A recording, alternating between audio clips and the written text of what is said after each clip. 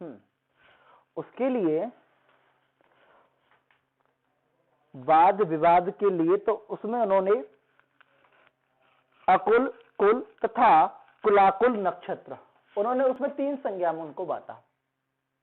पहला है अकुल, दूसरा है कुल,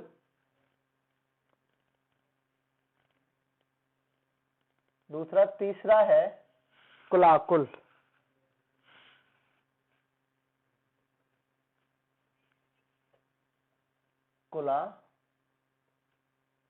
कुल नक्षत्र।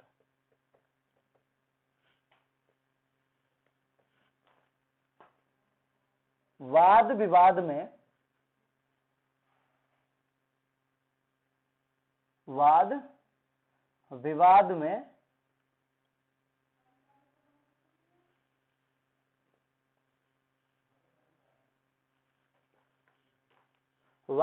विवाद में अकुल, कुल, कुलाकुल नक्षत्र का विचार।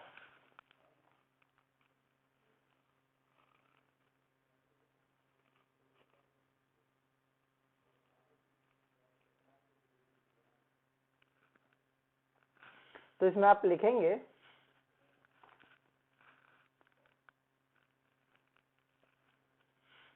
एक तो इसका मैं सारणी बना के आपको समझा देता हूं। ये लिखा जाएगा गढ़, नक्षत्र और तिथि और वार। ठीक है। तो सबसे पहला जो गढ़ है वह है हमारा अकुल गढ़, यानी कि इसको गढ़ संख्या दे दी इन्होंने, अकुल गढ़, अकुल गढ़। ठीक है। अकुल गढ़ में कौन कौन से नक्षत्र आते हैं ये आप नोट करेंगे। अकुल गढ़ में नक्षत्र आते हैं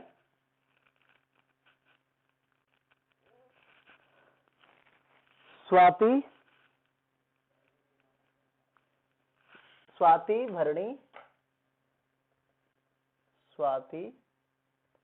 भरणी, आश्लेषा, धनिष्ठा, रेवती, आश्लेषा,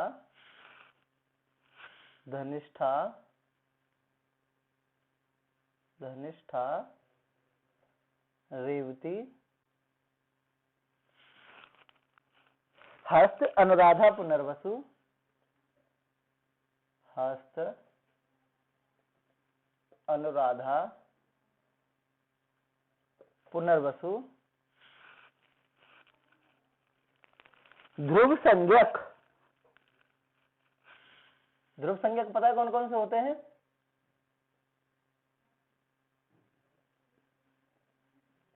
तीन उत्तरा और रोहिणी। ठीक है। और विषम तिथियां, इसमें जो इन्होंने तिथियां बताई इन्होंने विषम 1, 3, 5, 7, 9, 11, 13, 15। ठीक है। और बाद रवि, सोम, शनि और गुरु। रवि, सोम, शनि और गुरु, ये बात यानी अकुलगढ़। अकुलगढ़ में इन्होंने स्वाति, भरणी, आश्लेषा, धनिष्ठा, रेवती, हस्त, अनुराधा, पुनर्वसु, तीनों उत्तरा, रोहिणी, यह नक्षत्र है इसमें। और विषम संज्ञक, इसमें को लिख देंगे विषम।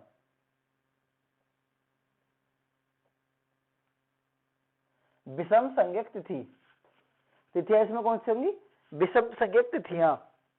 बार आएंगे इसमें रवि, सोम, शनि और गुरुवार। ठीक है, यह अकुल गण बनेगा, यह अकुल गण बनेगा। इसके बाद में आता है कुलाकुल।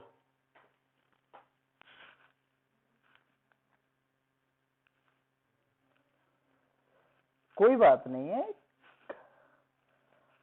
उसमें तो उन्होंने ऊपर इस तरह से लिखा है, अब परंतु यहां पे जो क्रम से लिखेंगे अब उसमें अकुल, कुलाकुल और हाँ ऐसे। ठीक है, अकुल, कुलाकुल और कुल, ये तीन हैं। तो इसमें आप लिखेंगे, इसमें लिखेंगे आप आगे कुला कुलगण, कुला कुल गण।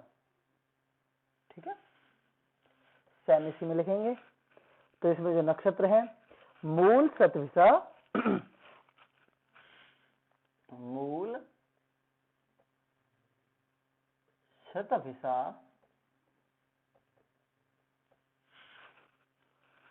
आर्द्रा, अभिजित, आर्द्रा, अभिजित,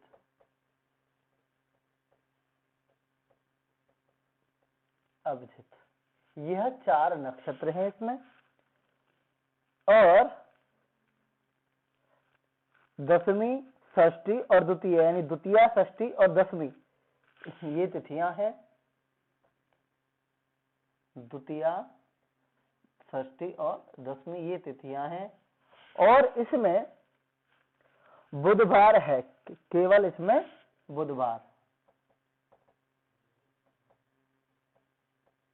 बुधवार। ठीक है, इसके बाद आता है कुलगण। कुलगण, कुलगण में आप लिखेंगे यहां पर तीनों पूर्वा,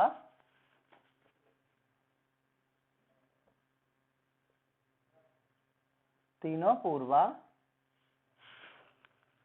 तीनों पूर्वा, अश्वनी, पुष्य, मघा,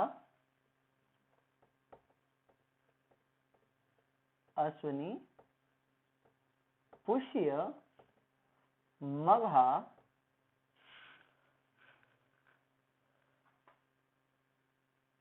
मृगशिरा, श्रवण, कृतिका, मृगशिरा, श्रवण, कृतिका, मृगशिरा, श्रवण, कृतिका, विशाखा, ज्येष्ठा, चित्रा, विशाखा, ज्येष्ठा,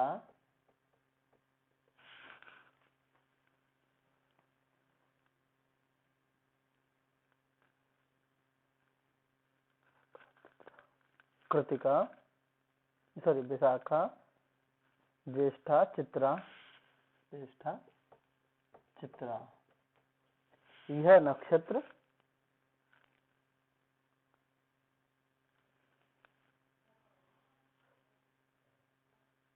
और 12 यानी 4, 8, 12, 14,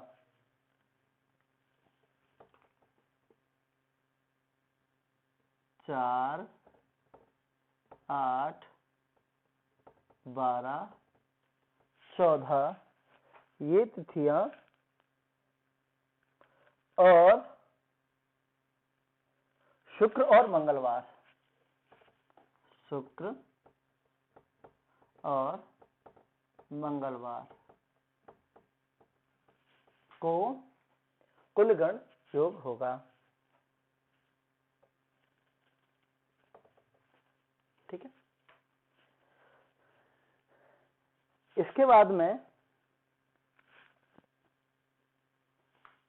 ये समझ में आया पहले आपके कि है क्या मैटर पूरा। इसका फल भी मैं आपको बताऊंगा।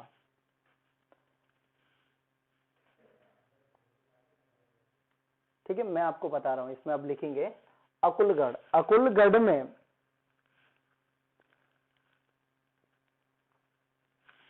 यानी कि अकुलगढ़ में यह योग बनता है, जैसे कि अगर अकुलगण है, अकुलगण में स्वाति से लेकर रोहिणी पर्यंत अगर इसमें से कोई भी नक्षत्र आता है और ये तिथियां होती हैं और सोम, रवि, शनि और गुरु इनमें से कोई बार होता है, तो जो मुद्दई यानी कि जिसकी तरफ से यह केस चल रहा है, यानी कि जिस व्यक्ति ने अपना केस डाल रखा है, उस व्यक्ति की इसमें विजयी होगी, यानी कि मुद्दई अथवा याई की विजय, विजय, ठीक है। और कुलाकुल गण, और कुलाकुल में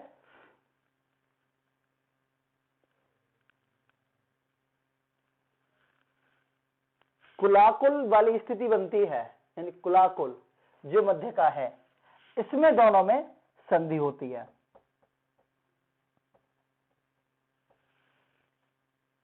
और सॉरी, हाँ, कुलाकुल में संधि होती है और कुलगढ़ में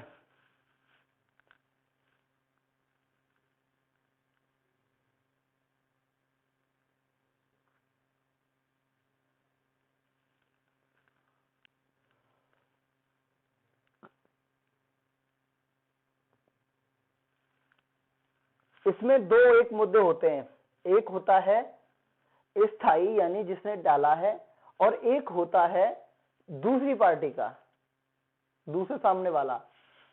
तो इसमें जो मुद्दे यानी कि जो मुद्दा जिसकी तरफ से है, जिसने डाला है, यहां उसकी विजय होती है और इधर उसकी विजय होती है जो दूसरे वाला होता है।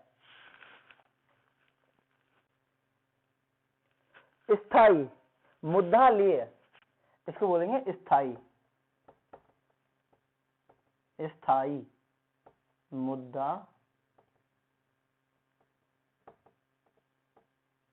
लिए है, ठीक है। ये प्रश्नवाचक स्थिति है, यह प्रश्नवाचक की स्थिति है।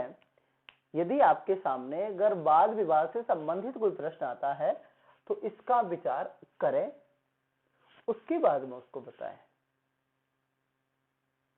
ठीक है। और एक और प्रश्न ये है कि इसमें अगर जिसका वाद विवाद चल रहा है और वो व्यक्ति कहता है कि आज मेरे कोर्ट का या फिर उसका फैसला आने वाला है, तो वो किसकी तरफ रहेगा, तो उसमें भी इसका विचार करें, उसमें भी इसका विचार करें, ठीक है। तो यहां पर दोनों स्थितियों में आप विचार कर सकते हैं, यहां पर वाद विवाद से संबंधित ही और उससे संबंधित ही इसमें विचार करके आप उसको आप उत्तर दे सकते हैं, ठीक है। आया समझ में?